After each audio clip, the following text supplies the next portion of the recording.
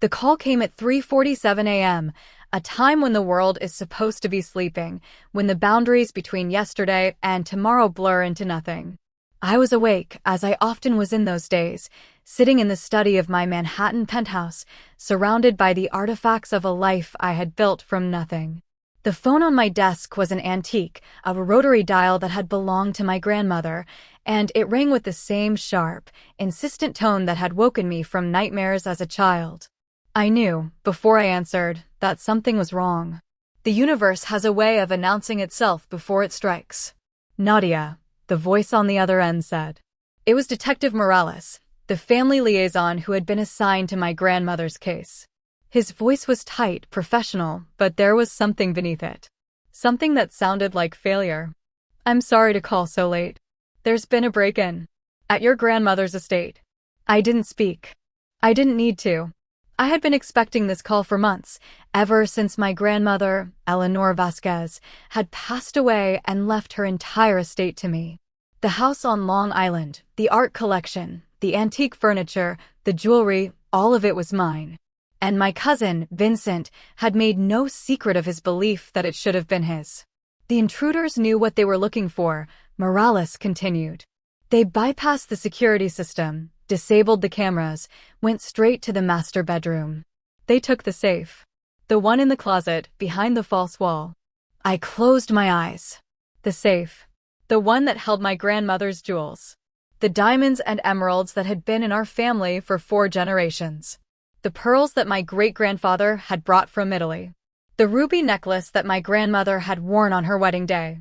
All of it gone. "How did they know about the safe?" I asked.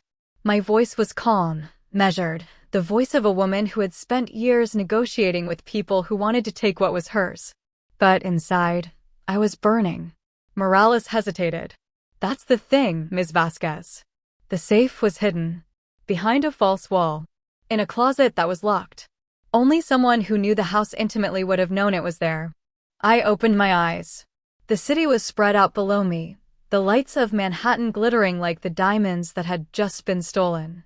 Somewhere out there, my cousin Vincent was probably already counting his share, already planning how to spend the money from the jewels he had taken. "How much was it worth?" I asked. The insurance appraisal put the collection at just over $12 million. "But sentimental value, Ms. Vasquez, that's not something we can quantify." I stood up and walked to the window. $12 million. A fortune. But the money wasn't what mattered. What mattered was the history. The memories. The last physical connection to a woman who had raised me when my own parents couldn't be bothered. My grandmother had been everything to me. And Vincent, my mother's sister's son, had always resented the bond we shared. My name is Nadia Vasquez. I am 36 years old, and I am the founder and CEO of Vasquez Holdings, a private investment firm that specializes in acquiring and revitalizing distressed assets. I started the company with nothing but a degree from Wharton and a determination that had been forged in the fires of a childhood spent watching my mother chase men who didn't love her and my father chase money he couldn't keep. My grandmother was the only constant, the only anchor, the only person who believed in me when everyone else had written me off. She was a woman of extraordinary strength and quiet dignity. She had come to this country with nothing, worked as a seamstress, saved every penny, built a life from the scraps of a past she never discussed. She married a man who loved her, raised a daughter who disappointed her, and poured all of her hope into me, her only granddaughter. When she died, she left me everything. And Vincent, who had always assumed he would inherit because he was the only grandson, had never forgiven me. The break-in was his doing. I knew it. Morales knew it. But knowing and proving were 2 different things. Vincent was careful. He always had been. He had spent years cultivating an image of harmless incompetence, the charming cousin who could never quite get his life together. But I had seen the other side of him. The calculating side. The side that had watched my grandmother's health decline and had started asking questions about the will before she was even in the ground. "Nadia," Morales said, pulling me back to the present. "We're going to do everything we can to find the jewels. But I need to be honest with you. These kinds of cases, they're difficult. The jewels could be anywhere by now. They could have been sold, melted down, shipped overseas. We'll do our best, but I can't make any promises. I turned from the window, the city lights reflecting in my eyes. I understand, detective. Thank you for calling.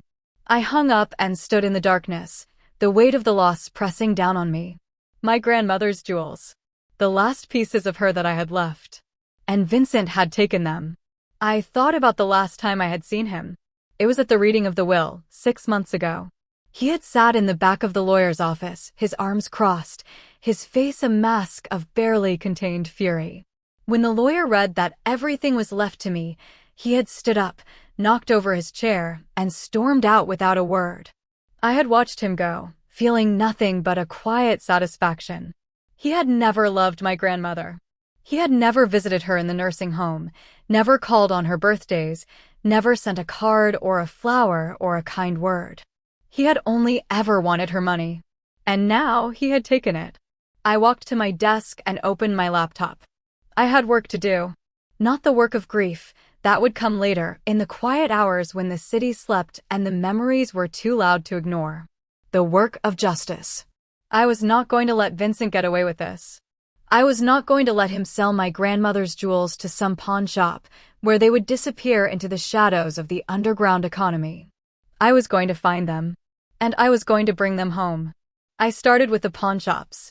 There were hundreds of them in the city, maybe thousands, ranging from the high-end establishments in Manhattan to the seedy storefronts in the outer boroughs. Vincent was not sophisticated. He was not a master criminal. He was a desperate man who had made a desperate choice. He would want to move the jewels quickly, to get them out of his hands before the police caught up with him. And the fastest way to do that was through a pawn shop. I spent the next 3 days mapping the pawn shop landscape of New York City. I built a database of every licensed pawnbroker in the 5 boroughs, cross-referencing their locations, their reputations, their histories of dealing with stolen goods. I identified the ones most likely to take a risk on a high-end jewelry collection without asking too many questions. I made a list.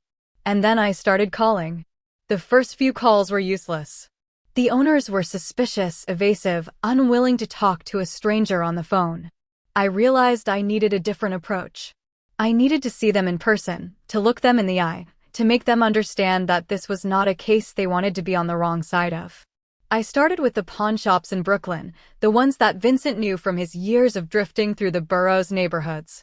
I dressed down, in jeans and a leather jacket, the way I had dressed when I was a student at Wharton, before I had learned to wear power suits and carry myself like a woman who owned the room. I walked into each shop, asked to speak to the owner, and told them the same story. My grandmother's jewels were stolen. They're worth $12 million. They're irreplaceable. If you have them, or if you know who does, I will pay you twice what you paid for them. No questions asked. No police involvement. Just give me back what's mine. Most of them looked at me like I was crazy. A few of them laughed. Some of them called security. But a handful of them listened. A handful of them had heard something, seen something, knew something. And slowly, piece by piece, I began to build a picture. Vincent had sold the jewels. Not all at once, but in pieces. A diamond bracelet here, a pair of earrings there. He had spread them across multiple shops, trying to avoid drawing attention. But he had been sloppy. He had used his real name on the paperwork, had given his real address, had left a trail that was easy to follow once you knew where to look. I gathered the evidence and brought it to Detective Morales. He was impressed, though he tried not to show it. "You've done more work in 3 days than my team has done in 3 weeks," he admitted. "But we still need to prove that Vincent was the one who staged the break-in. Selling stolen goods is one thing. Burglary is another." I nodded.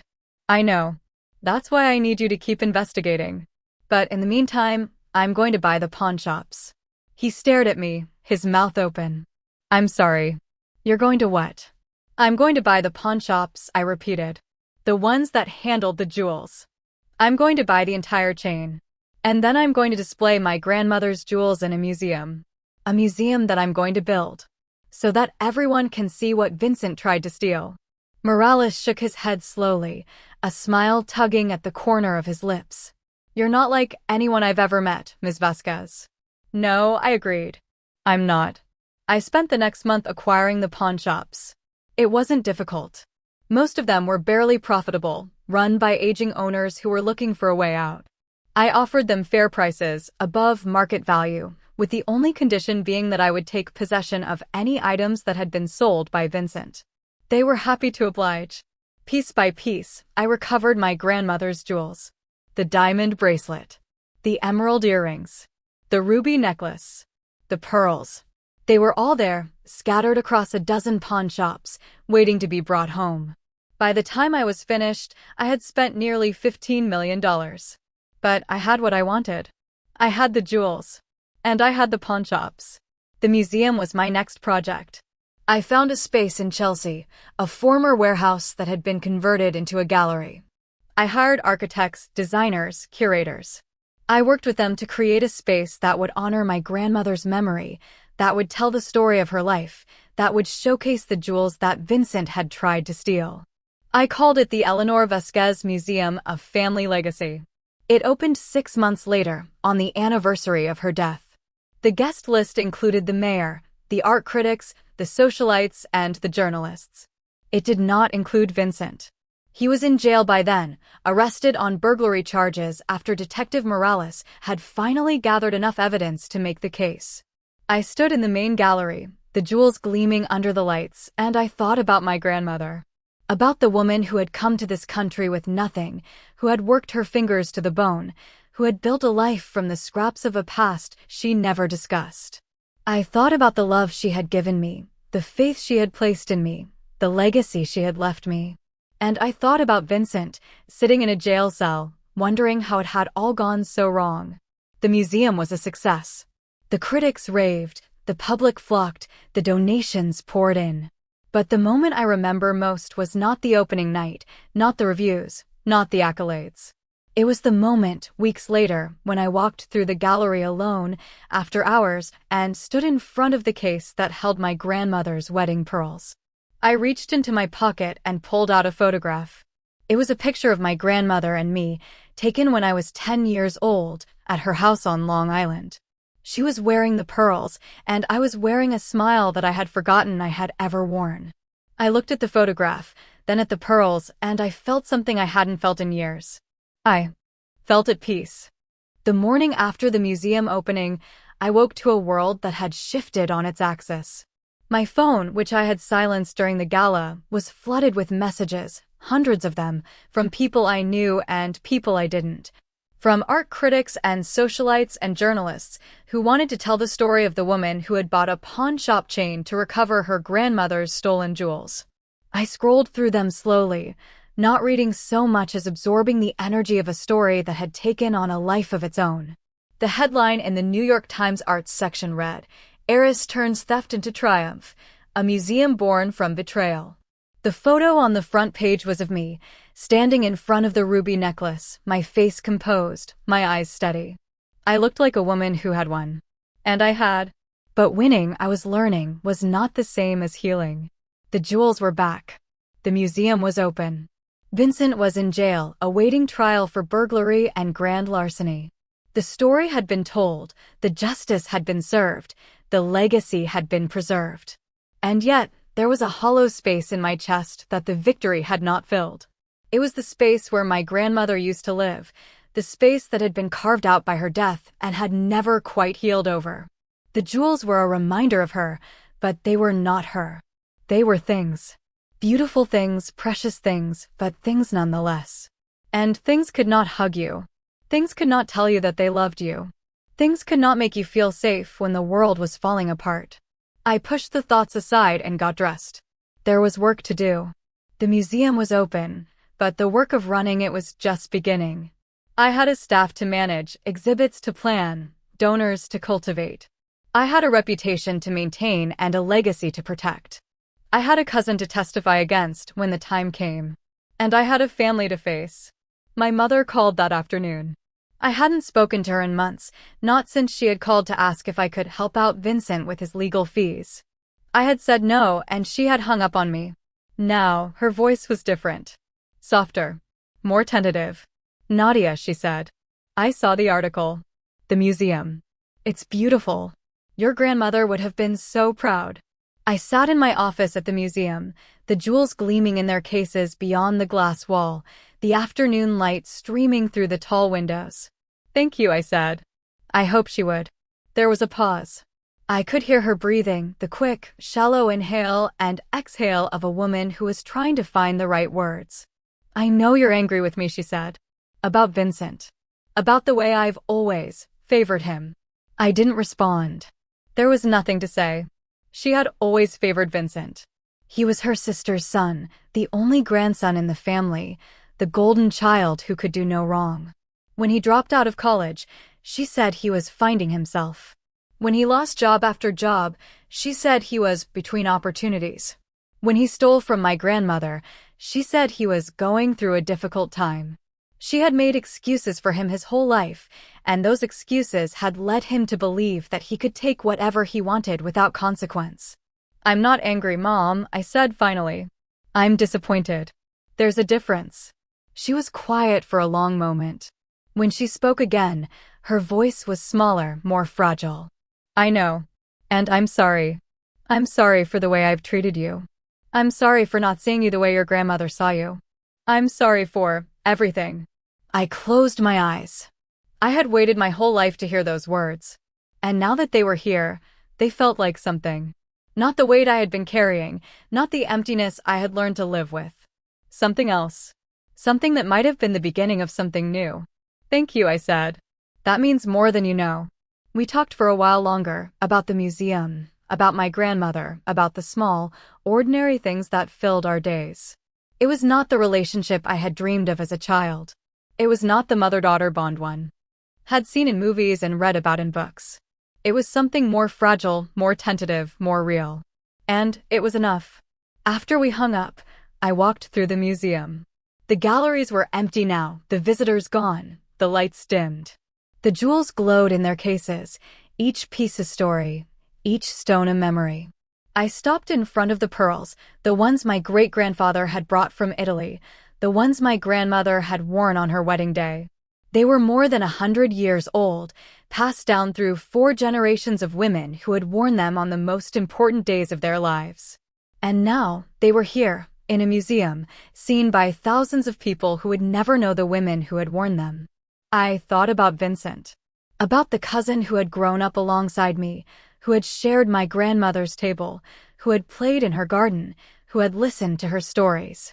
He had known the history of those jewels. He had known what they meant to our family. And he had tried to sell them for cash. For a quick payday. For the money that he thought would solve all his problems. I didn't hate him. I had tried to hate him in the early days after the break-in, when the anger was fresh and the loss was raw. But hate was exhausting.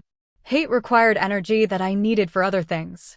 Hate was a weight that I didn't want to carry. So I had let it go. Not because Vincent deserved forgiveness, but because I deserved peace.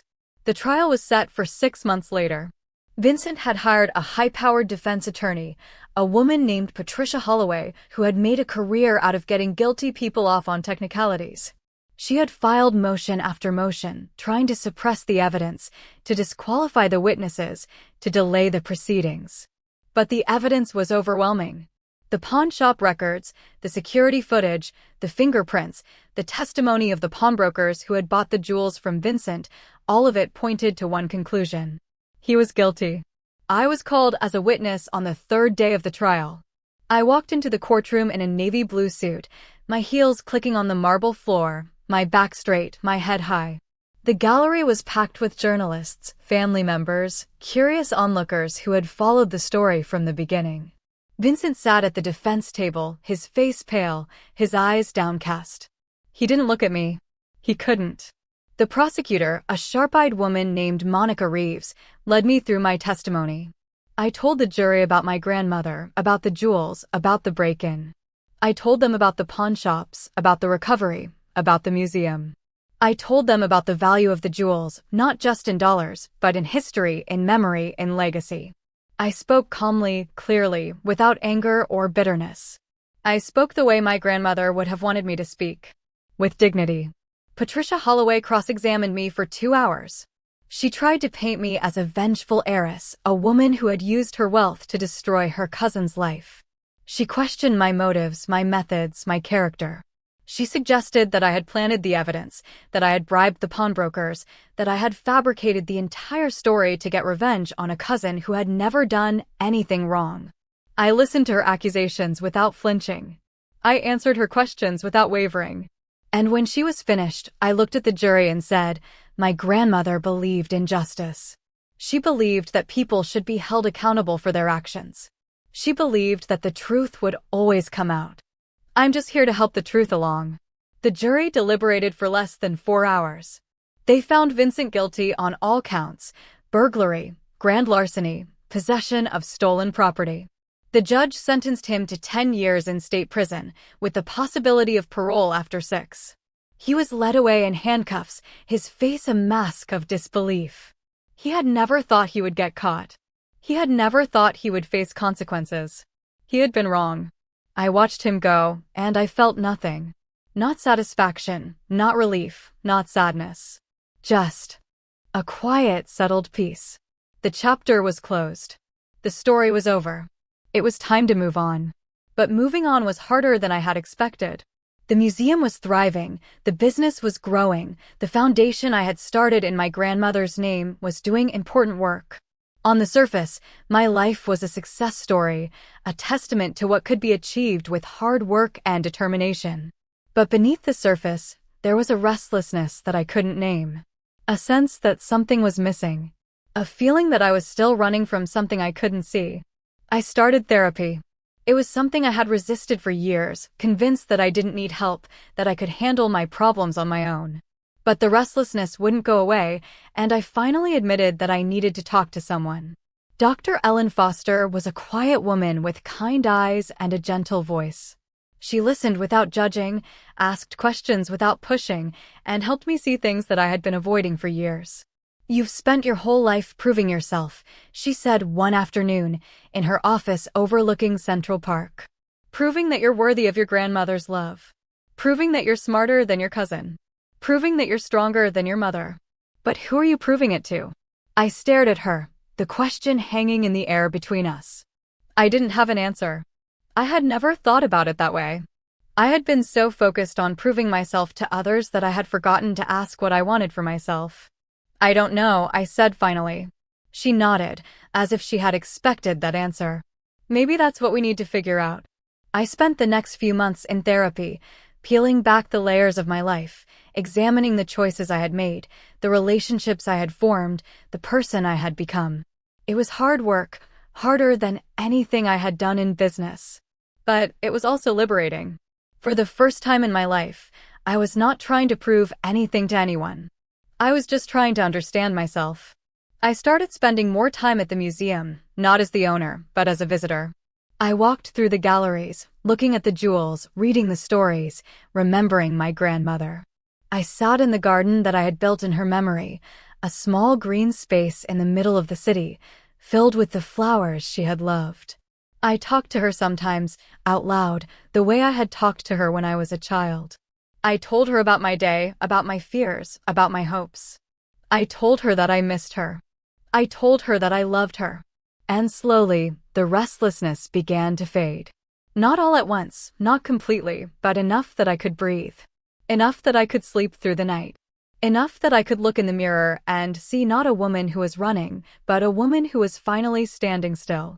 The first anniversary of the museum's opening fell on a crisp autumn day, the kind of day that made New York City feel almost bearable, with its golden light and cool breezes and the smell of leaves turning in the parks.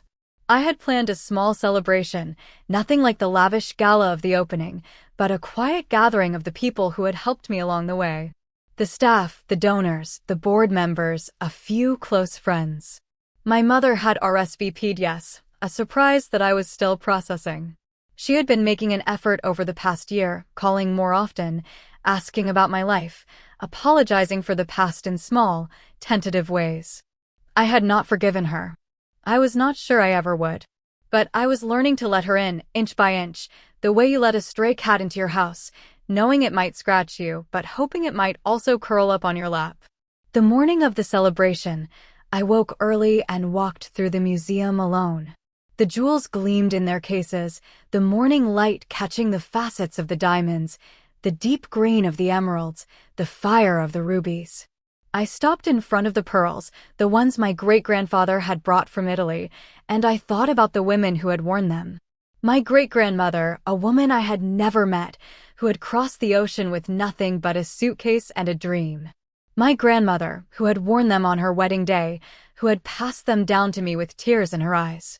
And me, who had almost lost them, who had fought to bring them back, who had built a museum to honor their journey. I reached into my pocket and pulled out a small box. Inside was a pair of pearl earrings that I had commissioned from a jeweler in Florence, using the same techniques that had been used to create the original pearls a century ago. They were a gift for myself, a reminder that I was part of this legacy too, that I was not just a caretaker of the past, but a creator of the future. I put them on, the cool metal against my skin, the weight of history on my shoulders, and I felt something I hadn't expected. I felt connected. To my grandmother, to my great-grandmother, to the women who had come before me and the women who would come after. The celebration began at noon. The museum was closed to the public, but the galleries were filled with the hum of conversation, the clink of glasses, the soft strains of a string quartet. I moved through the crowd, greeting donors, thanking staff, accepting congratulations with a grace that I had learned to fake and was beginning to feel. My mother arrived late, as she always did, in a simple navy dress that was more understated than anything she had worn in years. She looked older, I realized. The lines on her face had deepened, the gray in her hair had spread, the brightness in her eyes had dimmed. She looked like a woman who had been through something and was still trying to find her way out. "Nadia," she said, her voice tentative, her arms open. "Mom," I said, and I walked into her arms. We stood there for a moment, mother and daughter, the distance between us measured not in feet, but in years of misunderstanding and missed opportunities. I felt her tears on my cheek, her breath on my neck, her heart beating against mine. And for the first time in as long as I could remember, I felt something I hadn't expected. Not forgiveness, not love, not the warm rush of reconciliation that movies promised. Something simpler. Something that might have been acceptance. "Thank you for coming," I said. "Thank you for inviting me," she said. We walked through the galleries together, the way we should have walked through them a year ago, on the night of the opening, when she had been too ashamed to show her face. I showed her the jewels, told her the stories, pointed out the details that the visitors never noticed. She listened, asked questions, nodded at the right moments. She was trying, I realized. Trying to be present, trying to be interested, trying to be the mother she had never been. "Why did you favor Vincent?" I asked, the question slipping out before I could. "Stop it." She was quiet for a long moment, her eyes on the ruby necklace, the one my grandmother had worn on her wedding day. "Because he reminded me of your father," she said finally. "The charm, the charisma, the way he could make you feel like the only person in the room. I thought if I could save Vincent, I could have saved your father. But I couldn't save either of them." I looked at her, at this woman who had spent her life chasing men who didn't love her and children who didn't need her, and I saw something I had never seen before. I saw a woman who was broken. A woman who had been broken long before I was born, by parents who didn't love her, by a husband who left her, by a life that had not turned out the way she had hoped. She had not known how to love me because she had never been loved. She had not known how to see me because she had never been seen. "I'm sorry," I said. "I'm sorry for the way things turned out." She shook her head, the tears streaming down her face. "Don't be sorry for me, Nadia. I made my choices. I have to live with them." We stood in silence for a long time, the jewels gleaming between us, the past pressing down on us. And then she took my hand, the way she had taken it when I was a child, crossing the street, navigating the chaos of a world that was too big and too loud. "I'm proud of you," she said. "I know I don't say it enough, but I'm proud of the woman you've become." I squeezed her hand, the hand that had never held mine, the hand that had pushed me away. But I held it now and I didn't let go. "Thank you," I said. "That means more than you know." The celebration continued into the evening. the crowd thinning as the hours passed, the lights dimming as the sun set over the city. By the time the last guests left, I was exhausted, drained, empty. I walked through the empty galleries, the jewels still gleaming in their cases, the silence profound. I stopped in front of the pearls, the ones my great-grandfather had brought from Italy, and I thought about the journey that had brought me here. I had started with nothing. A degree from Wharton, a determination that had been forged in fire, a grandmother who believed in me. I had built a business, a museum, a legacy. I had faced betrayal and loss and grief, and I had come out the other side. I was not the same woman who had left for college, eager and naive, ready to conquer the world. I was something else. Something harder, sharper, more resilient. But also something softer, more open, more willing to feel. I thought about Vincent, sitting in his prison cell, counting the days until his parole hearing. I didn't hate him anymore. I didn't feel anything for him, really. He was a cautionary tale, a reminder of what happened when you let greed and resentment consume you. He had taken my grandmother's jewels, but he had not taken her memory. He had tried to destroy my legacy, but he had only strengthened it. I thought about my mother, driving home to her empty apartment, the tears still wet on her cheeks. She was trying, and that was something.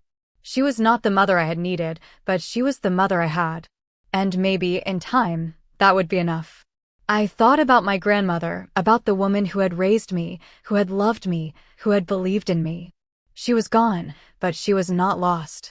She was in the jewels, in the museum, in the foundation that bore her name. She was in the choices I made, the way I treated people, the legacy I was building. She was in me. I walked to the center of the gallery, the jewels surrounding me, the silence enveloping me. I closed my eyes and took a deep breath, the air cool and clean, the weight of the years pressing down on my shoulders. I thought about the future, about the work that still needed to be done, about the challenges that lay ahead. The museum needed to grow, to expand, to reach more people. The foundation needed to raise more money, to fund more research, to help more families. The business needed to innovate, to adapt, to stay ahead of the curve. There was so much to do, so much to build, so much to become. But for now, in this moment, I allowed myself to rest. I allowed myself to feel the weight of what I had accomplished, the magnitude of what I had built. I allowed myself to be proud. Not the brittle pride of a woman who had something to prove, but the quiet pride of a woman who had done her best and found it was enough. I opened my eyes and looked at the pearls, at the diamonds, at the rubies. They were beautiful, yes, but they were also reminders. Reminders of the women who had worn them, the struggles they had faced, the love they had shared. Reminders of the cousin who had tried to steal them, the system that had failed to protect them, the fight that had brought them home. Reminders of the fragility of memory, the power of legacy, the importance of holding on to what mattered. I reached up and touched the earrings I was wearing, the ones I had commissioned from the jeweler in Florence. They were new, but they felt old. They felt like they had always been mine, like they had been waiting for me to find them. I thought about the women who would wear them after me, the daughters and granddaughters and great-granddaughters who would inherit this legacy. I thought about the stories they would tell, the memories they would make, the lives they would live. And I smiled. The museum was not the end of the journey. It was the beginning. The second year of the museum's operation brought challenges I had not anticipated. The initial wave of publicity had faded, the crowds had thinned, and the financial realities of running a cultural institution had begun to set in. The museum was not profitable, few museums were, and the endowment I had set up was not large enough to sustain it indefinitely. I had made a fortune in business, but fortunes could be spent, and the museum was a hungry beast that needed constant feeding. I found myself spending more and more time on fundraising, less and less time on the things that had brought me joy, the jewels, the stories, the connection to my grandmother. The foundation I had started in her name was also struggling. We had funded research, supported community health centers, advocated for policy changes, but the need was endless and the resources were finite. Every day, I received letters from families who were fighting the same battles my grandmother had fought, who were being denied treatment because of paperwork errors and insurance codes, and the indifference of a system that didn't care. I read each letter, answered as many as I could, and felt the weight of their pain pressing down on my shoulders. I was burning out. I knew it, but I didn't know how to stop. The work was too important, the need was too great, the legacy was too precious. I had spent my whole life proving that I was worthy of my grandmother's love, and now that I had it, I didn't know how to rest in it. I didn't know how to be still. The call from Vincent came on a Tuesday afternoon when I was in my office at the museum, reviewing the quarterly financials. He was calling from prison, where he had been for nearly 2 years. I hadn't spoken to him since the trial, hadn't visited him, hadn't written. I had told myself that I didn't need to, that he was out of my life, that the chapter was closed. But the phone was ringing and his name was on the screen and I couldn't ignore it. "Nadia," he said, his voice different than I remembered it. Softer. Weaker. The voice of a man who had been humbled. "Vincent," I said. He was quiet for a moment. I could hear him breathing, the slow, steady rhythm of a man who was trying to find the right words. "I know you don't want to talk to me," he said. "I know I don't deserve your time. But I need to say something. I need to apologize." I leaned back in my chair, the city spread out below me, the phone pressed to my ear. I thought about all the times I had wanted to hear those words. The years of cruelty, the dismissal, the betrayal. The night he had broken into my grandmother's house and stolen the only things I had left of her. "Go ahead," I said. He took a deep breath. "I'm sorry, Nadia. I'm sorry for what I did. I'm sorry for the break-in, for the jewels, for the pain I caused you. I'm sorry for the way I treated you when we were growing up. I'm sorry for being jealous of your relationship with Grandma. I'm sorry for everything." I closed my eyes. I had waited my whole life to hear those words. And now that they were here, they felt like something. Not the weight I had been carrying, not the emptiness I had learned to live with. Something else. Something that might have been the beginning of something new. "Why did you do it?" I asked. "Why did you take the jewels?" He was quiet for a long moment. I could hear him thinking, processing, trying to find the words. "Because I was angry," he said finally. "Angry that Grandma left everything to you. Angry that she never saw me the way she saw you. Angry that I was always the disappointment, the failure, the one who couldn't get anything right. I thought if I could take the jewels, I could take something from you. I could make you feel the way I felt. Empty. Alone. Forgotten." I opened my eyes. The city was still there, still bright, still humming with the energy of a million lives being lived. Somewhere out there, my cousin was sitting in a prison cell, finally telling the truth. "Did it work?" I asked. "Did taking the jewels make you feel better?" He laughed. A hollow sound, empty of humor. "No. It made me feel worse. I sold them for a fraction of what they were worth. I spent the money on drugs, on alcohol, on things that didn't matter. And when the money was gone, I was still angry. I was still empty. I was still alone. I thought about the jewels, about the museum, about the legacy I had built. I thought about the women who had worn them, the struggles they had faced, the love they had shared. I thought about the cousin who had tried to steal them, the system that had failed him, the choices that had led him here. "I forgive you," I said.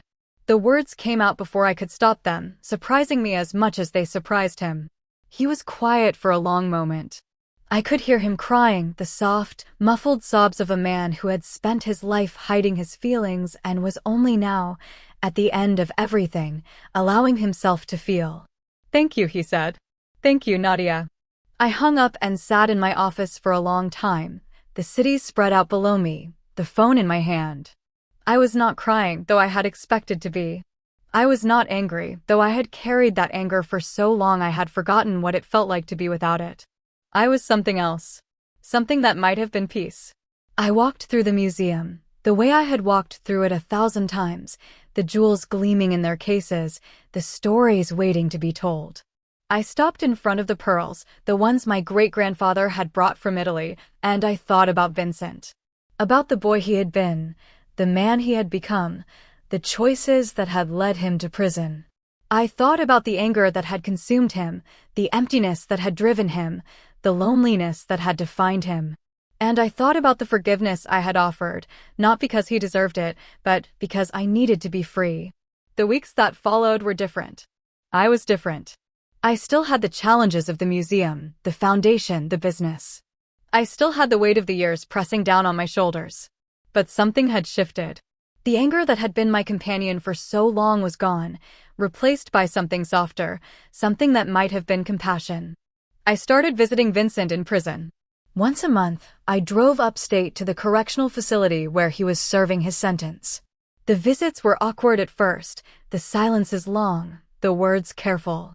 But over time, they became easier. He told me about his life in prison, the classes he was taking, the therapy he was doing. He told me about the things he was learning, the things he wished he had known, the things he hoped to teach others. He told me about the man he was trying to become. I told him about the museum, the foundation, the work I was doing. I told him about the challenges, the successes, the failures. I told him about the women we were helping, the families we were supporting, the legacy we were building. And sometimes, in the quiet moments, I told him about our grandmother. About the woman who had raised us, who had loved us, who had believed in us. About the stories she had told, the lessons she had taught, the hope she had given. She would be proud of you, he said one day, his voice thick with emotion. Not because of the museum or the foundation or the business. Because of who you've become. I looked at him, at this man who had tried to destroy me, who was now sitting across from me, wearing a prison jumpsuit, his face pale, his eyes tired. And I saw something I had never seen before. I saw my cousin. The boy who had taught me to ride a bike. The teenager who had driven me to school. The man who had made my life hell and was now, at the end of everything, trying to make it right. She would be proud of you too, I said. For the work you're doing. For the person you're trying to become. He shook his head, the tears streaming down his face. I don't deserve that. Deserve has nothing to do with it, I said. It's about what you do now. What you do with the time you have left. He nodded slowly, wiping his eyes with the back of his hand. I'm trying. I'm really trying. I know, I said. I know you are. The visits became a regular part of my routine. I looked forward to them in a strange way. They reminded me of who I was, where I came from, what mattered. They reminded me that forgiveness was not a single act, but 1,000 small ones, each one a choice, each one a letting go. My mother noticed the change in me. She called more often, asked more questions, listened more carefully. She had started volunteering at the museum, greeting visitors, telling stories, sharing her memories of my grandmother. She was not the mother I had needed, but she was becoming someone new. Someone I could talk to. Someone I could trust. I'm proud of you, she said one evening, as we sat in the garden of the museum, the flowers blooming around us, the sun setting over the city. For the way you've handled everything. The museum, the foundation, Vincent. You've become the woman your grandmother always knew you would be. I looked at her, at this woman who had spent her life running from love, and I saw something I had never seen before. I saw a woman who was finally, after all these years, learning to be still. Thank you, I said. That means more than you know. She reached across the space between us and took my hand. Her hand was warm, steady, the hand of a woman who had stopped running. I love you, Nadia, she said. I know I don't say it enough. But I love you. I squeezed her hand, the hand that had never held mine, the hand that had pushed me away. But I held it now and I didn't let go. I love you too, I said. I always have. We sat in the garden as the stars came out, the city quiet around us, the world still and peaceful. And for the first time in as long as I could remember, I felt like I was exactly where I was supposed to be. The third year of the museum's operation brought a different kind of challenge.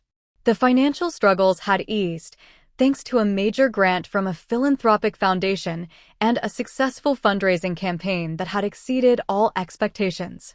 The museum was no longer in danger of closing, and the endowment was growing steadily. But with stability came complacency, and with complacency came a different kind of threat. The board, which had been supportive of my vision during the early years, was beginning to question my leadership. They wanted more exhibitions, more events, more visitors. They wanted the museum to be a destination, not a memorial. They wanted to move forward while I was still looking back. I understood their perspective. They were business people, not historians. They measured success in numbers, not in stories. They wanted to see the museum grow, to reach more people, to generate more revenue. And they were right, in a way.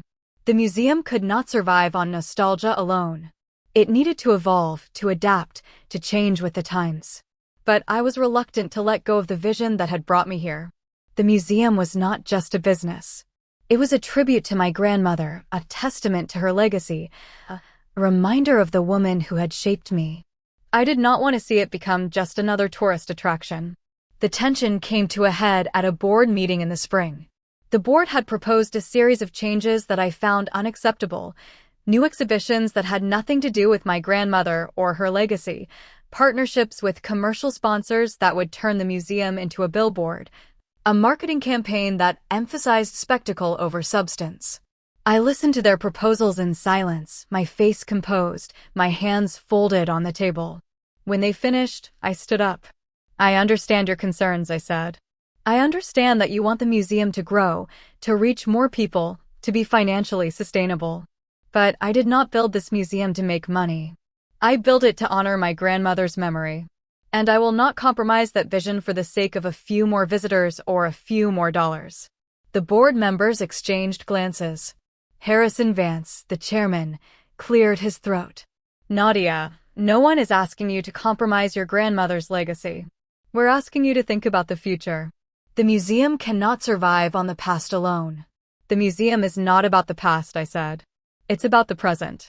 It's about the stories we tell, the memories we preserve, the lessons we teach. It's about the women who wore those jewels, the struggles they faced, the love they shared. That is not the past. That is the present. And it will be the future as long as we remain true to it." The room was silent. I could see the frustration on their faces, the impatience, the desire to move on. But I could also see something else. Something that might have been respect. "We'll table the proposals for now," Harrison said finally. "But we'll need to revisit them. The museum cannot stand still." I nodded. "I understand. And I'm not asking it to stand still.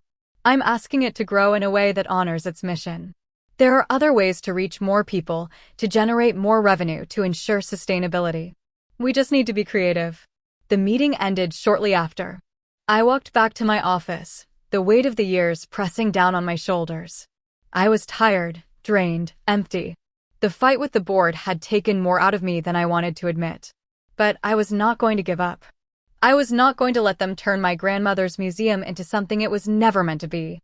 I called my mother that evening. She answered on the first ring, her voice warm, familiar. "Nadia, I was just thinking about you. I need your advice," I said. "About the museum. About the board. About what to do next." She was quiet for a moment. I could hear her thinking, processing, trying to find the right words. "Your grandmother faced the same challenges," she said finally. "When she was building her business, people told her she was too small, too slow, too old-fashioned. They wanted her to expand, to take risks, to chase the latest trends. But she refused. She stayed true to her vision. And in the end, she succeeded because she was authentic. Because people trusted her. Because they knew she wasn't trying to be something she wasn't." I leaned back in my chair, the city spread out below me, the phone pressed to my ear. "What do you think I should do?" "I think you should do what your grandmother would have done," she said. "Stay true to your vision. Trust your instincts. And don't let anyone tell you that you're not enough." I smiled. It was a small smile, not the triumphant smile of a woman who had won, but the quiet smile of a woman who was finally, after all these years, learning to trust herself. "Thank you," I said. "That's exactly what I needed to hear." We talked for a while longer, about the museum, about the foundation, about the small, ordinary things that filled our days. And when we hung up, I felt something I hadn't felt in a long time. Hope. The next morning, I called a meeting with the board. I presented an alternative plan, one that focused on expanding the museum's educational programs, reaching underserved communities, and building partnerships with schools and universities. I proposed new exhibitions that were rooted in the museum's mission, that told stories of women like my grandmother, who had overcome adversity to build something extraordinary. I proposed a marketing campaign that emphasized authenticity over spectacle, that invited visitors to connect with the stories behind the jewels, not just the jewels themselves. The board listened. They asked questions, raised concerns, pushed back. But in the end, they agreed to my plan. It was a compromise, a middle ground that satisfied no one completely. But it was a start. And it was mine. The months that followed were a blur of activity. We launched new educational programs, reached thousands of students, inspired a new generation of storytellers. We built partnerships with schools and universities, bringing the museum's collections to life for young people who had never seen anything like them. We hosted events, lectures, workshops, all of them rooted in the museum's mission, all of them true to my grandmother's legacy. The visitors returned. The crowds grew. The museum was no longer just a memorial. It was a destination. But it was a destination that honored its origins, that remembered where it came from, that stayed true to its purpose. I thought about my grandmother often during those months. About the woman who had come to this country with nothing, who had worked her fingers to the bone, who had built a life from the scraps of a past she never discussed. I thought about the lessons she had taught me, the values she had instilled, the love she had given. I thought about the legacy she had left me, the legacy I was building, the legacy I would pass on. I visited Vincent in prison once a month, as I had been doing for the past 2 years. He was changing slowly, incrementally. The anger that had defined him was fading, replaced by something softer, something that might have been humility. He was taking classes, learning new skills, planning for a future that he had never imagined. He talked about starting over, about building something of his own, about becoming the person he should have been all along. "I'm proud of you," I said one day, as we sat across from each other in the visiting room. He looked up surprised. "Proud of me? I'm in prison, Nadia. I stole from our grandmother. I tried to destroy you. You're also trying," I said. "You're doing the work. You're becoming someone new. That's something to be proud of." He shook his head, the tears streaming down his face. "I don't deserve your forgiveness." "Deserve has nothing to do with it," I said. "It's about what I need. And I need to let go of the anger. I need to move on. I need to live my life." He nodded slowly, wiping his eyes with the back of his hand. "I'm going to make it up to you. Somehow. I don't know how. But I'm going to try." I reached across the space between us and took his hand. His hand was thin and cold, the hand of a man who had been fighting for his life. But it was the hand of my cousin, the boy who had taught me to ride a bike, the teenager who had driven me to school, the man who had made my life hell and was now, at the end of everything, trying to make it right. "I know you will," I said. "I believe in you." He squeezed my hand, his eyes wet, his face soft. "Thank you, Nadia. Thank you for not giving up on me." I smiled. It was a small smile, not the triumphant smile of a woman who had won, but the quiet smile of a woman who was finally, after all these years, learning to let go. "I never gave up," I said. "I just had to learn to forgive." The 4th year of the museum's operation brought an unexpected gift. A woman named Elena Vasquez, no relation, as far as I could tell, though the shared surname felt like fate, walked into the museum on a rainy Tuesday afternoon and asked to see the curator. She was in her 70s, with silver hair and sharp eyes and the kind of quiet dignity that reminded me of my grandmother. She carried a small box, worn leather, the kind that had been opened and closed 1,000 times. She introduced herself as the great-niece of the woman who had originally owned the pearls, the ones my great-grandfather had brought from Italy. "I've been following your story," she said, as we sat in my office, the rain streaking down the windows, the city shrouded in gray. The museum, the jewels, the cousin who tried to steal them. "I've been waiting for the right moment to come forward." I looked at the box in her hands, at the worn leather, at the history it contained. "What's in the box?" She opened it carefully, reverently, the way you open something that has been waiting for a century to be seen. Inside was a photograph. A woman, young and beautiful, wearing the pearls. The same pearls that were in the case downstairs. The same pearls that had been in my family for 4 generations. "That's my great-aunt," Elena said. "Sophia. She was the one who brought the pearls to America." She was a seamstress, like your grandmother. She worked in a factory, saved every penny, dreamed of a better life. She met a man, fell in love, got married. And on her wedding day, she wore those pearls. I stared at the photograph, at the woman who had worn the pearls before my great-grandmother, before my grandmother, before me. How did they end up with my family? Elena was quiet for a moment. I could see her thinking, processing, trying to find the words. Sophia had a daughter. Her name was Maria. Maria married a man named Antonio Vasquez. Your great-grandfather.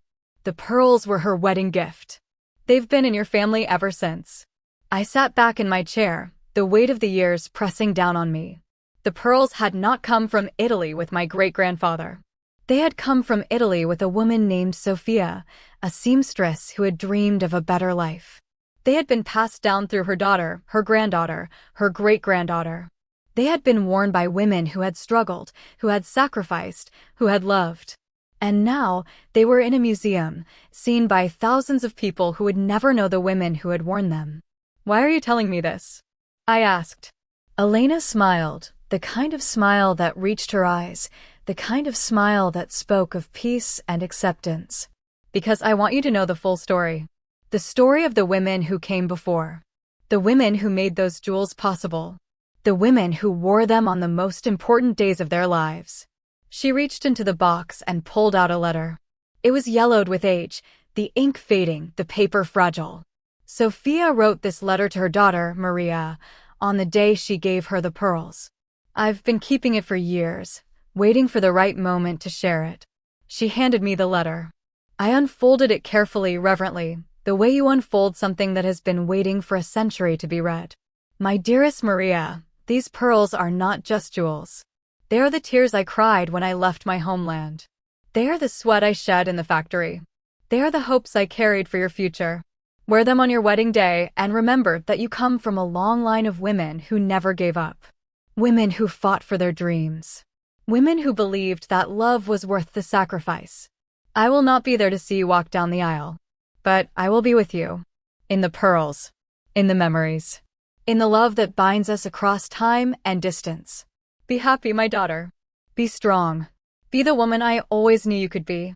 With all my love, your mother, Sophia. I read the letter 3 times. The first time, I felt nothing. Just the cold, hollow emptiness that had been my companion for so long. The second time, I felt tears streaming down my face, the grief that I had been holding at bay for years finally breaking through. The third time, I felt something else. Something that might have been connection. Thank you, I said, my voice barely a whisper. Thank you for sharing this. Elena reached across the space between us and took my hand. Her hand was warm, steady, the hand of a woman who had lived a long life and learned what mattered. You're welcome, she said. I knew your grandmother, you know. We met once, years ago, at a family reunion. She was a remarkable woman. She spoke of you often. She was so proud of you. I looked at her, at this woman who had come out of nowhere, who had carried the story of the pearls across decades, who had waited for the right moment to share it. What happened to your family? Why did the pearls end up with mine? She shrugged, a gesture that spoke of acceptance and peace. Life happened. People moved, married, changed their names. The connection was lost. But the pearls remained. And now they're here. In your museum. Being seen by thousands of people. That's what Sophia would have wanted. We talked for a while longer about Sophia, about Maria, about the women who had worn the pearls. She told me stories I had never heard, filled in gaps I hadn't known existed, brought the past to life in ways I hadn't imagined. And when she left, I walked her to the door, the rain still falling, the city still gray, but something different in the air. Something that might have been hope. I walked through the museum, the way I had walked through it 1,000 times, the jewels gleaming in their cases, the stories waiting to be told. I stopped in front of the pearls, the ones my great-grandfather had brought from Italy, the ones that had actually come from a woman named Sophia, a seamstress who had dreamed of a better life. I thought about the letter, about the words she had written, about the love she had shared. And I thought about the women who had worn the pearls after her. My great-grandmother, my grandmother, me. I reached into my pocket and pulled out the photograph Elena had given me. Sophia, young and beautiful, wearing the pearls, her eyes bright with hope. I held the photograph next to the case, the woman and the jewels, the past and the present, the story finally complete. I called my mother that evening. She answered on the first ring, her voice warm, familiar. "Nadia, I was just thinking about you. I learned something today," I said. "About the pearls. About the woman who brought them to America. About our family." I told her the story. About Sophia, the seamstress, the factory, the dreams. About Maria, the daughter, the wedding, the pearls. About Elena, the great-niece, the letter, the photograph. About the women who had worn the jewels, the struggles they had faced, the love they had shared. My mother was quiet for a long time. I could hear her breathing, the slow, steady rhythm of a woman who was processing, thinking, feeling. "Your grandmother would have loved this," she said finally. She always wondered about the origins of the pearls. She used to tell me stories, the same stories her mother had told her. But she never knew the full truth. "Now she does," I said. "And so do I." We talked for a while longer, about the museum, about the foundation, about the small, ordinary things that filled our days. And when we hung up, I felt something I hadn't felt in a long time. Peace. The next morning, I called a meeting with the museum staff. I told them the story of Sophia, the seamstress, the pearls, the letter. I told them that the museum was not just about my grandmother, but about all the women who had come before her. The women who had struggled, who had sacrificed, who had loved. The women who had made the jewels possible. "We're going to create a new exhibition," I said. "The women behind the jewels. We're going to tell their stories. Not just the stories of the women in my family, but the stories of all the women who have worn jewels, who have passed them down, who have used them to mark the most important moments of their lives." The staff was excited. They had been waiting for something like this, a project that would bring the museum's mission to life, that would connect with visitors on a deeper level. We spent the next 6 months planning the exhibition, researching, designing, building. We reached out to families across the country, asking them to share their stories, their jewels, their photographs. The response was overwhelming. Hundreds of people wrote to us, called us, visited us. They wanted to be part of something bigger than themselves. They wanted their grandmothers to be remembered. The exhibition opened in the fall. It was the most successful event in the museum's history. Visitors came from all over the country, from all over the world, to see the jewels, to read the stories, to connect with the women who had come before. I stood in the gallery on opening night, surrounded by the jewels, the photographs, the memories, and I felt something I hadn't expected. I felt like I was exactly where I was supposed to be. The 5th year of the museum's operation brought a moment I had been dreading since the day I opened the doors. Vincent was being released from prison. He had served 4 years of his 10-year sentence, granted parole for good behavior, for the classes he had taken, for the therapy he had done. I had visited him every month, had watched him change, had seen the anger fade and something else take its place. But visiting someone in prison was different from seeing them in the world. The controlled environment, the guards, the rules, all of it created a buffer, a distance that made the interactions feel safe. Now, he would be free. And I didn't know how to feel about that. The call came from Vincent himself on a sunny afternoon in May. I was in my office at the museum, reviewing plans for a new exhibition, when his name appeared on my phone. I answered on the second ring, my voice steady, though my heart was pounding. "Nadia," he said. His voice was different than I remembered it. Lighter. Freer. The voice of a man who had been released from a cage. "Vincent," I said. "I heard you were getting out." "Today," he said. "I'm out today. I'm sitting in a coffee shop in Manhattan, drinking a latte that cost more than my weekly allowance in prison. It tastes like freedom." I smiled, despite myself. "I'm glad you're out. I'm glad you're safe." He was quiet for a moment. I could hear him breathing, the slow, steady rhythm of a man who was trying to find the right words. "I want to see you," he said. "I want to see the museum. I want to see the jewels. I want to see what you've built." I leaned back in my chair, the city spread out below me, the phone pressed to my ear. I thought about all the times I had imagined this moment. The anger, the accusations, the confrontation. But now that it was here, I didn't feel any of that. I just felt tired. I don't know if that's a good idea, I said. The museum is a place of peace for me. It's where I go to remember Grandma, to feel close to her. I don't know if I'm ready to share that with you. He was quiet again. I could hear him thinking, processing, trying to find a way to respond that wouldn't push me away. I understand, he said finally. I know I don't have the right to ask. I know I've done things that can never be undone. But I'm not the same person who broke into Grandma's house. I've changed, Nadia. I've been working on myself. I've been trying to become someone she would be proud of.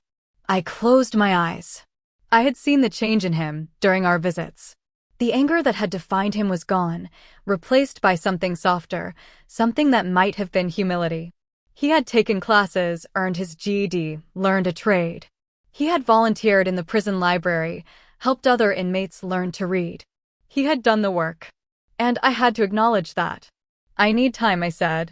Time to process. Time to figure out what our relationship looks like now. But I'm not saying no. I'm just saying not yet. He was quiet for a long moment. When he spoke again, his voice was thick with emotion. Thank you. Thank you for not shutting me out completely. I know I don't deserve it. Deserve has nothing to do with it, I said. It's about what I need. And I need to take this slow. We talked for a while longer, about his plans, about his hopes, about the future he was trying to build. He had a job lined up, a small apartment in Brooklyn, a sponsor from the prison's reentry program. He was taking it one day at a time, trying not to get ahead of himself, trying to stay focused on the present. When we hung up, I sat in my office for a long time, the city spread out below me, the phone in my hand. I thought about Vincent, about the boy he had been, the man he had become, the person he was trying to be. I thought about the anger I had carried, the forgiveness I had offered, the peace I had found. And I thought about the future, the one that was still being written, the one that could go in so many different directions. I walked through the museum, the way I had walked through it 1,000 times, the jewels gleaming in their cases, the stories waiting to be told. I stopped in front of the pearls, the ones that had belonged to Sophia, the seamstress who had dreamed of a better life. I thought about the letter she had written to her daughter, the words she had shared, the love she had expressed. Be happy, my daughter. Be strong. Be the woman I always knew you could be. I had tried to be that woman. I had tried to be strong, to be happy, to live up to the legacy of the women who had come before me. But I was tired. Tired of fighting, tired of proving myself, tired of carrying the weight of the past. I wanted to rest. I wanted to be still. I wanted to let go. The next morning, I called my therapist. Dr. Ellen Foster answered on the first ring, her voice warm, familiar. Nadia. I was wondering when you'd call. Vincent is out, I said. He wants to see the museum. He wants to see me. And I don't know what to do. She was quiet for a moment, letting me find my words. What are you afraid of? I thought about the question. What was I afraid of? That he would hurt me again? That he would steal something else? That he would bring back all the pain I had worked so hard to bury? I'm afraid of trusting him, I said. I'm afraid of letting him in. I'm afraid that if I give him a chance, he'll prove that I was wrong to forgive him. Dr. Foster nodded, though I couldn't see her. Those are valid fears. He hurt you deeply. He betrayed your trust. It's natural to be cautious. But I don't want to be cautious, I said. I want to be free. I want to let go of the fear. I want to live my life without looking over my shoulder. Then you have to make a choice, she said. You have to decide what you want more. Safety or freedom. Control or peace. I closed my eyes. I had spent my whole life trying to control everything. My business, my museum, my relationships. I had built walls to protect myself, walls that had kept people out and kept me safe. But those walls had also kept me prisoner. They had kept me from feeling, from connecting, from living. I want peace, I said. I want to be free. Then you have to let go, she said. You have to trust yourself. You have to trust that you can handle whatever happens. You have to trust that you are strong enough to survive. I opened my eyes. The city was still there, still bright, still humming with the energy of 1,000,000 lives being lived. Somewhere out there, Vincent was sitting in his small apartment in Brooklyn, waiting for me to decide. Somewhere out there, my mother was tending her garden, thinking about the daughter she had finally learned to love. Somewhere out there, the women who had worn the pearls were watching, waiting, hoping. "Thank you," I said. I needed to hear that. I hung up and sat in my office for a long time, the city spread out below me, the weight of the years pressing down on my shoulders. And then I picked up my phone and called Vincent. "I want to see you," I said. "Tomorrow. At the museum. I'll give you a tour. I'll show you what I've built. And then we'll talk." He was quiet for a moment. I could hear him breathing, the quick, shallow inhale and exhale of a man who was trying not to cry. "Thank you," he said. "Thank you, Nadia." I hung up and walked to the window. The sun was setting, the sky streaked with red and gold, the city lights beginning to flicker on. I thought about my grandmother, about the woman who had raised me, who had loved me, who had believed in me. I thought about the pearls, about Sophia, about the women who had worn them. I thought about the journey that had brought me here, the struggles, the sacrifices, the victories. And I thought about the future, the one that was still being written, the one that could go in so many different directions. I was ready. Ready to face Vincent. Ready to let go of the fear. Ready to live my life. Vincent arrived at the museum the next morning at 10 o'clock, exactly on time. I watched him from my office window as he walked up the steps, hesitating at the entrance, his hand on the door. He looked different than I remembered him. Thinner, yes, and older, the years in prison having carved lines into his face that hadn't been there before. But there was something else, something I couldn't name. A softness, perhaps. A humility that had been absent in the cousin I had known. He was wearing a simple button-down shirt and jeans, nothing like the flashy clothes he had worn in his younger days.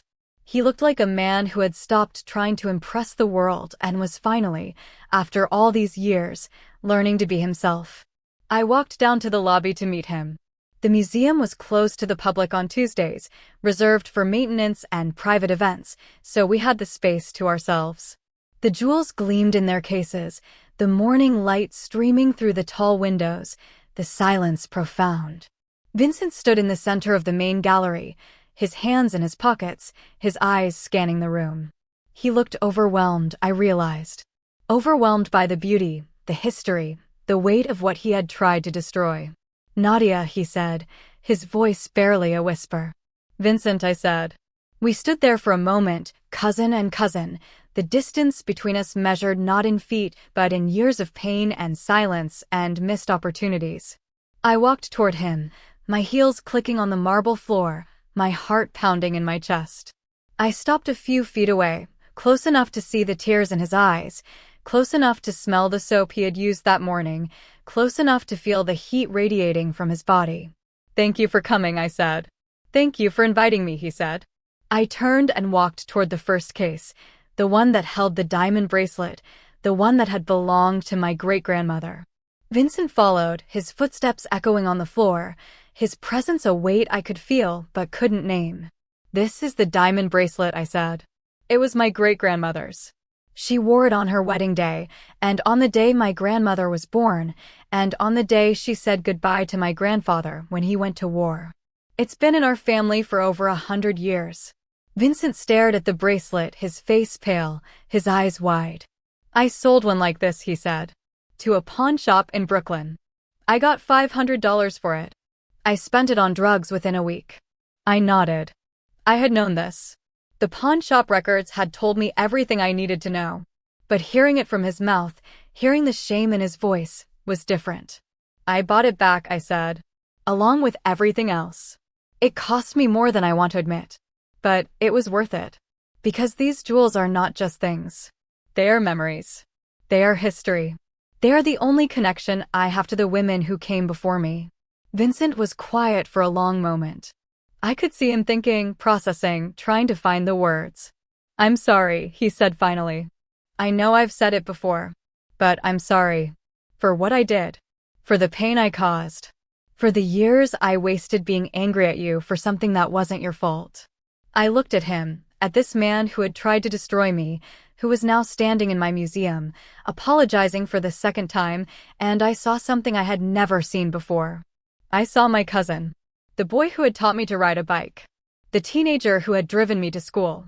The man who had made my life hell and was now, at the end of everything, trying to make it right. I know, I said. I know you're sorry. We walked through the rest of the museum together, case by case, jewel by jewel. I told him the stories behind each piece, the women who had worn them, the moments they had marked.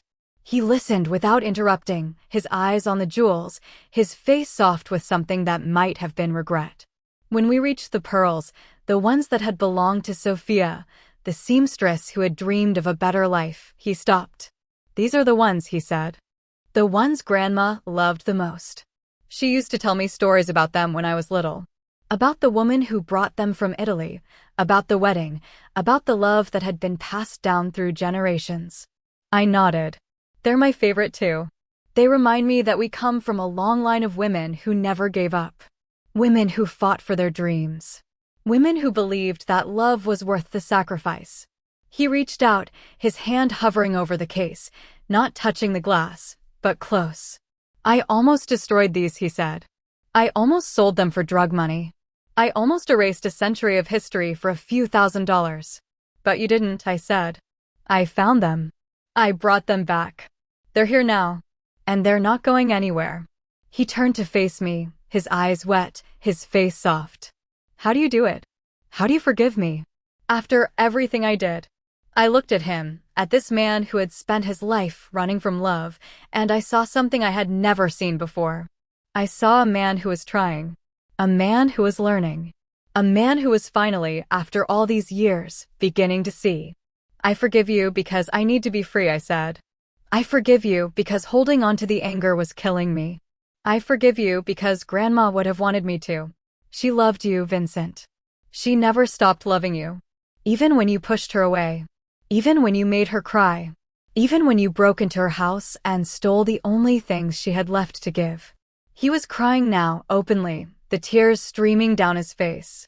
He didn't wipe them away. He didn't try to hide. He just stood there, crying, the way he should have cried years ago, when he was a boy who had lost his way. She told me that once, he said. Before she died. She said, Vincent, I love you. I've always loved you. And I always will. I didn't believe her. I thought she was just saying it because she had to. But now I think she meant it. She meant it, I said. She always meant it. We stood in silence for a long time, the pearls gleaming between us, the past pressing down on us. And then he reached out and took my hand. His hand was warm, steady, the hand of a man who had stopped running. I want to help, he said. With the museum. With the foundation. With whatever you need. I want to be part of something that matters. I want to honor Grandma's memory. I want to make amends. I squeezed his hand, the hand that had pushed me away, the hand that had taken what wasn't his. But I held it now and I didn't let go. I'd like that, I said. I'd like that very much. We spent the rest of the morning talking about the future. Vincent had skills I hadn't known about. He was good with his hands, had learned carpentry in prison, could fix almost anything. The museum had a list of maintenance projects that had been waiting for years, small repairs that never seemed to get done. I offered him a job, part-time to start, with the possibility of full-time if things worked out. He accepted, his eyes bright with something that might have been hope. You're giving me a chance, he said. After everything I did, you're giving me a chance. I'm giving you an opportunity, I said. What you do with it is up to you. He nodded slowly, understanding. I won't let you down. I promise. I walked him to the door, the morning sun now bright and warm, the city bustling outside. He paused on the steps, turning back to look at me. Nadia, he said. Thank you. For everything. Thank you for coming, I said. For being honest. For being here. He smiled, a small smile, not the triumphant smile of a man who had won, but the quiet smile of a man who was finally, after all these years, learning to be at peace. I'll see you Monday, he said. For my first day of work. I'll be here, I said. I watched him walk down the steps, into the city, into his new life.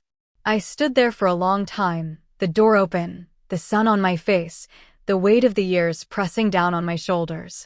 But it was a different weight now. Lighter. Softer. The weight of a burden that had been shared. I walked back through the museum, the jewels gleaming in their cases, the stories waiting to be told. I stopped in front of the pearls, the ones that had belonged to Sophia, the seamstress who had dreamed of a better life.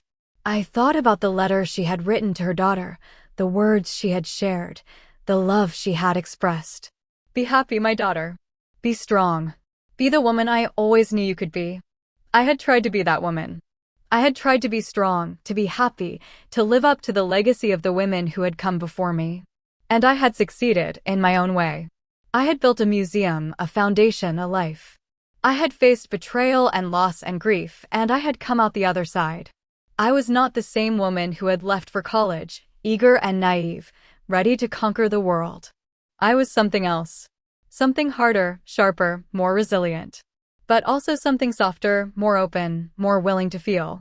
I reached into my pocket and pulled out the photograph Elena had given me. Sophia, young and beautiful, wearing the pearls, her eyes bright with hope. I held the photograph next to the case, the woman and the jewels, the past and the present, the story finally complete. And I smiled. The 6th year of the museum's operation brought a moment I had been both dreading and anticipating since the day I opened the doors. My mother was diagnosed with early-stage Alzheimer's. The news came on a Tuesday, delivered by a neurologist with kind eyes and a gentle voice who had spent 30 years learning how to tell families that someone they loved was slipping away.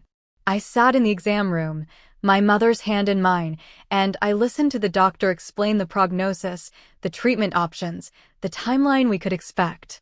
There was no cure. There was only management. There was only the slow, steady erosion of memory, of identity, of self. My mother took the news better than I did. She nodded along, asked questions, made notes. She was practical, pragmatic, the way she had learned to be after years of disappointment and loss. She had already survived so much, a loveless marriage, a daughter who had pushed her away, a nephew who had betrayed the family.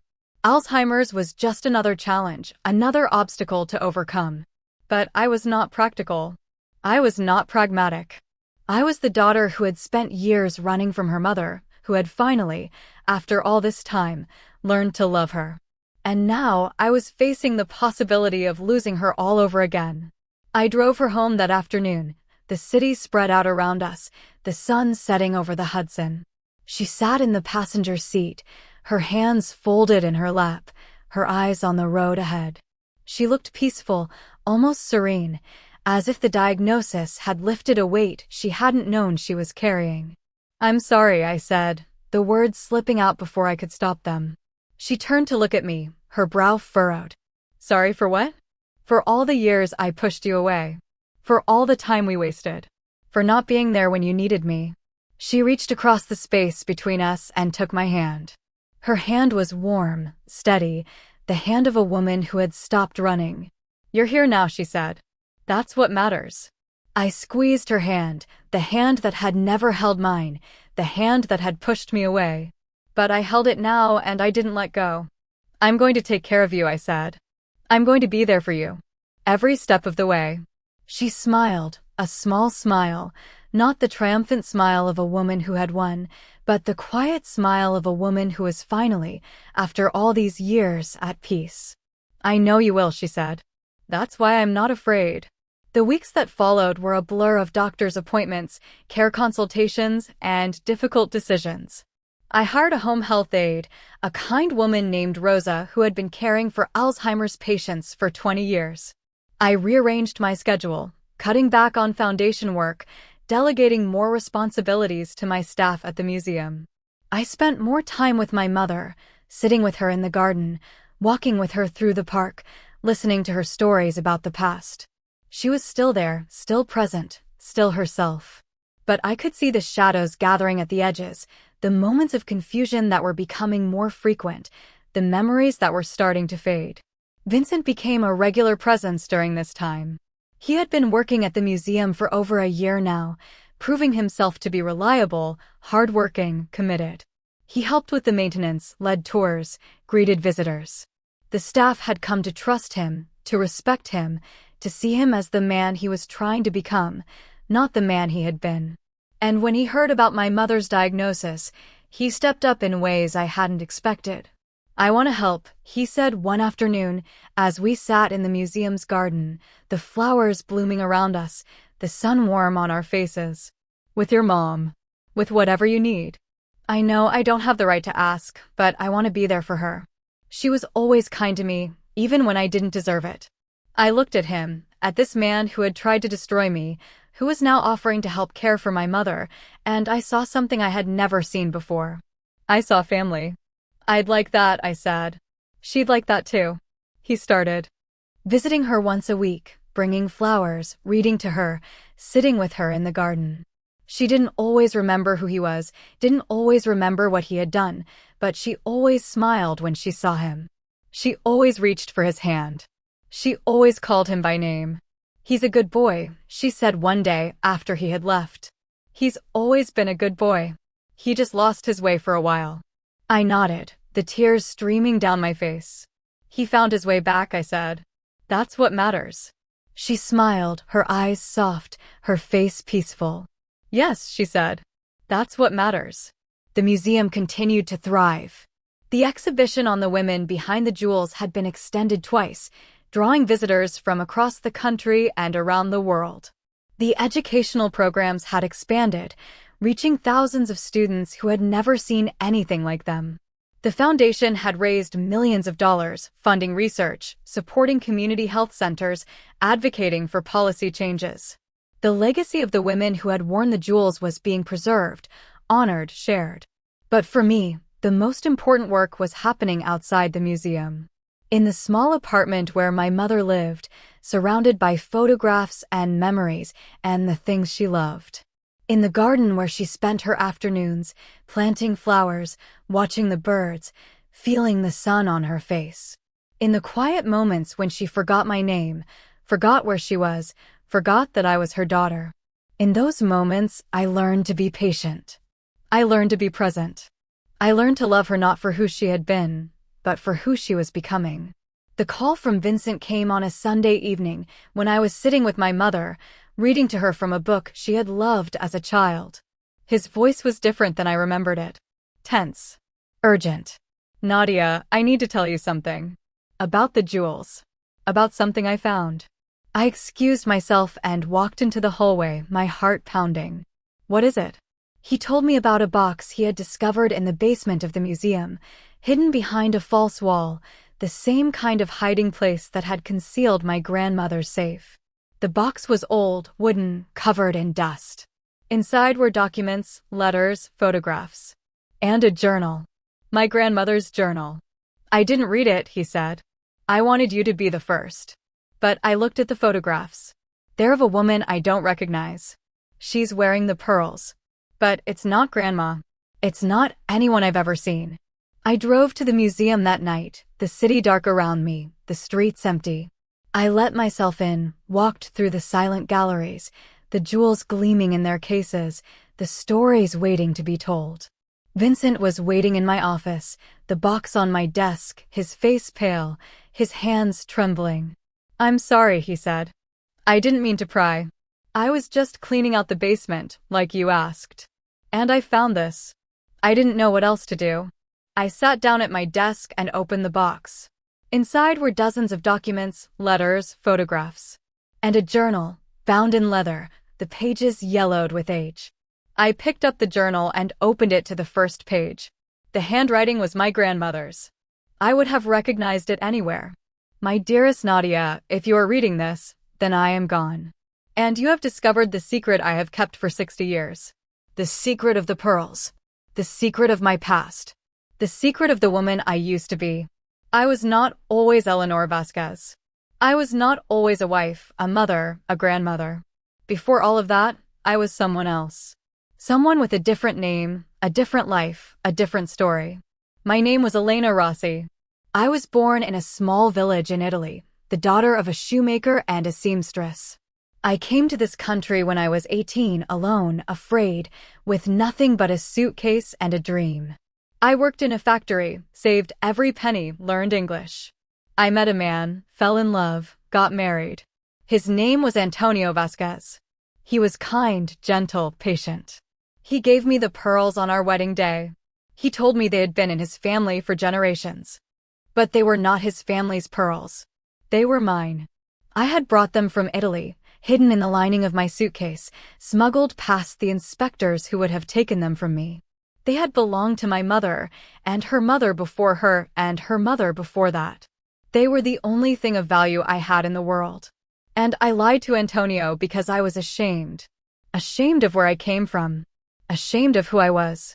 Ashamed of the woman I had been. I have carried that shame with me for 60 years. I have never told anyone the truth.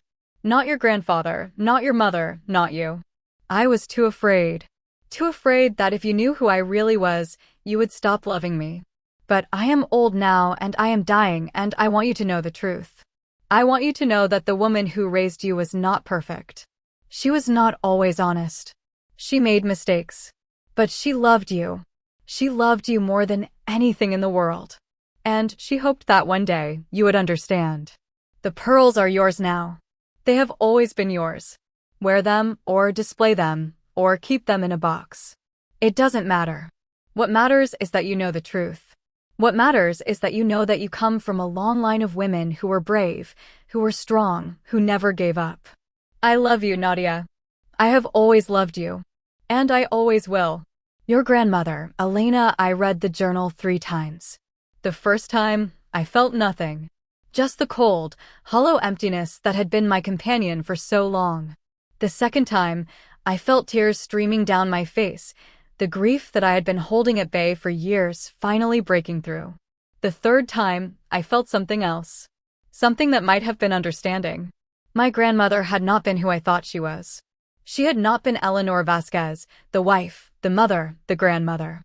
She had been Elena Rossi, the daughter of a shoemaker and a seamstress, a woman who had come to this country with nothing, who had lied to protect herself, who had carried her shame for 60 years. She had been human. Flawed. Complicated. And I loved her more for it. Nadia, Vincent said, his voice soft, careful. Are you okay? I looked up at him, at this man who had tried to destroy me, who had found the box, who had given me the truth. I don't know, I said. I don't know if I'll ever be okay.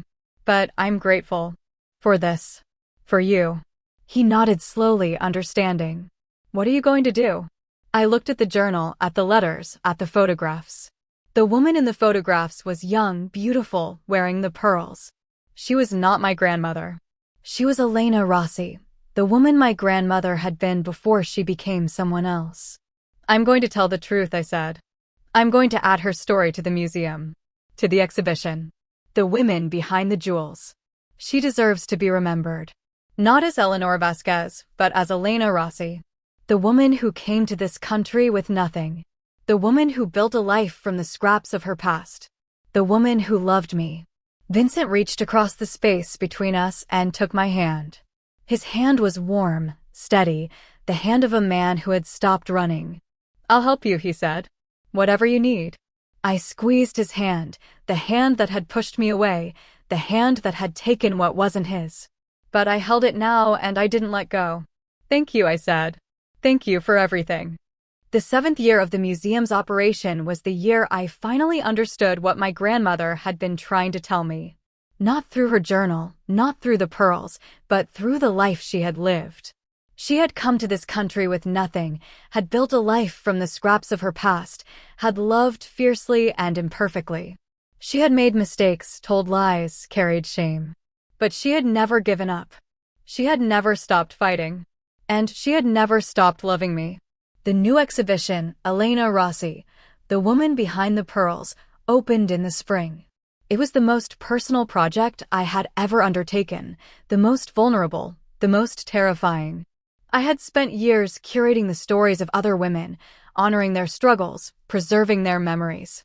Now I was telling my own story. The story of my grandmother, the seamstress who had come to America with nothing. The story of my mother, the woman who had learned to love after years of running. The story of my cousin, the man who had lost his way and found it again. and the story of me, the woman who had built a museum to honor them all.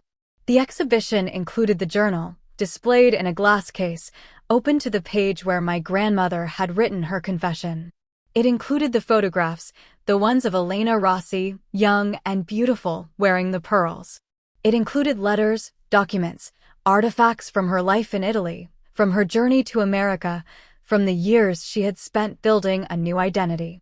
And it included a recording, my voice, telling the story of the woman I had known, the woman I had loved, the woman I had lost. I stood in the gallery on opening night, surrounded by the jewels, the photographs, the memories. The room was full of people, donors, journalists, friends, strangers who had been touched by the story. My mother was there, sitting in a chair near the front, her eyes bright, her face soft. She didn't always remember who I was these days, didn't always remember where she was, but she knew that this was important. She knew that I needed her there. Vincent was there too, standing near the back, his hands in his pockets, his eyes on the case that held the journal.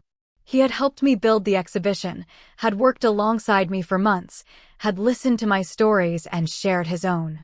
He was not the same man who had broken into my grandmother's house. He was someone new. Someone who had been forged in the fires of his own mistakes and had emerged stronger, wiser, more compassionate. I walked to the podium, the room falling silent, the weight of the years pressing down on my shoulders. I looked out at the faces in the crowd, at the people who had come to hear my story, and I took a deep breath. "Good evening," I said. "My name is Nadia Vasquez. And this is the story of my grandmother, Elena Rossi. She was a seamstress, a wife, a mother, a grandmother. She was also a liar. She came to this country with nothing, and she lied about who she was because she was ashamed. Ashamed of where she came from. Ashamed of the woman she had been. Ashamed of the secrets she carried." The room was silent. I could hear my own heartbeat, the blood pounding in my ears. I could see the faces in the crowd, some curious, some skeptical, some moved. "She carried those secrets for 60 years, I continued. She never told anyone the truth. Not her husband, not her daughter, not me. She was too afraid. Too afraid that if we knew who she really was, we would stop loving her." I paused, the tears streaming down my face. But I didn't stop loving her. I loved her more. Because her secrets didn't make her less human. They made her more human. They made her real. I looked at my mother, sitting in the front row, her eyes on mine. She didn't always remember who I was, but in this moment, she knew. She knew that I was her daughter. She knew that I loved her. She knew that I was proud of her. "This museum is not just about jewels," I said. "It's about the women who wore them. The women who struggled, who sacrificed, who loved. The women who came before us and the women who will come after. It's about the stories we tell and the stories we keep hidden. It's about the truth and the courage it takes to speak it." I stepped back from the podium, the silence in the room absolute. And then the applause started, slow at first, then building, then overwhelming. I stood there, the tears streaming down my face, and I let myself feel it. The recognition. The acceptance. The beginning of something new. After the speech, people came up to me, one after another, to offer their congratulations, their condolences, their stories. They told me about their own grandmothers, their own secrets, their own struggles. They told me that my story had given them courage, had made them feel less alone, had reminded them that they were not invisible. I listened to each one, held their hands, looked into their eyes. And I felt something I hadn't felt in a long time. I felt connected. My mother was waiting for me near the exit, her coat on, her purse in her hand. She looked tired, the way she always looked at the end of the day, but her eyes were bright, her smile genuine. "I'm proud of you," she said. "I know I don't say it enough, but I'm proud of the woman you've become." I walked into her arms and held her tight, the way I should have held her all those years ago, when I was a girl who needed her mother, and she was a woman who couldn't be there. I felt her tears on my cheek, her breath on my neck, her heart beating against mine. "I love you, Mom," I said. "I love you." "I love you too," she said. "I always have." Vincent walked us to the car, his hands in his pockets, his eyes on the ground. He looked nervous, the way he always looked when he was trying to find the right words. Nadia, he said. I wanted to say something. About the exhibition. About Grandma. About everything. I waited. There was more. I could hear it in his voice, the words he had been practicing, the apology he had been rehearsing. I'm sorry, he said. I'm sorry for what I did. I'm sorry for the pain I caused. I'm sorry for the years I wasted being angry at you for something that wasn't your fault. I'm sorry for not being the cousin you deserved. I looked at him, at this man who had tried to destroy me, who was now standing in front of me, apologizing for the 1000th time, and I saw something I had never seen before. I saw my cousin. The boy who had taught me to ride a bike. The teenager who had driven me to school. The man who had made my life hell and was now, at the end of everything, trying to make it right. I forgive you, I said. I forgave you a long time ago. Now you need to forgive yourself. He nodded slowly, the tears streaming down his face. I'm trying. I'm really trying. I know, I said. I know you are. I hugged him, the way I should have hugged him all those years ago, when we were children, before the anger and the jealousy and the betrayal. He held me tight, his body shaking with sobs, his heart pounding against mine. I love you, Nadia, he said. I've always loved you. I was just too angry to show it. I love you too, I said. I've always loved you. I was just too hurt to feel it. We stood there for a long time, cousin and cousin. The distance between us finally closed. And when we let go, I felt something I hadn't felt in years. I felt free. The months that followed were a time of integration, of bringing together the pieces of a life that had been scattered for too long. My mother's health continued to decline, the Alzheimer's stealing more of her memory each day. But she was peaceful, surrounded by people who loved her, cared for by Rosa, visited by Vincent, held by me. She didn't always remember my name, didn't always remember where she was, but she always smiled when she saw me. She always reached for my hand. She always said, I love you. The museum continued to thrive. The exhibition on Elena Rossi had become the most popular in the museum's history, drawing visitors from across the country and around the world. The educational programs had expanded, reaching more students, inspiring more young people to tell their own stories. The foundation had raised millions of dollars, funding research, supporting families, advocating for change. The legacy of the women who had worn the jewels was being preserved, honored, shared. And I was still here, still standing, still building. I thought about my grandmother often during those days. About Elena Rossi, the seamstress who had come to this country with nothing. About Eleanor Vasquez, the woman she had become. About the pearls, the jewels, the stories. About the journey that had brought me here, the struggles, the sacrifices, the victories. About the future, the one that was still being written, the one that could go in so many different directions. I visited my grandmother's grave on the anniversary of her death. The cemetery was quiet, the leaves turning, the air crisp and cool. I stood in front of the headstone, the words carved in granite, Eleanor Vasquez, beloved wife, mother, grandmother. I thought about the woman buried beneath that stone. The woman who had lied about who she was, who had carried her shame for 60 years, who had loved me more than anything in the world.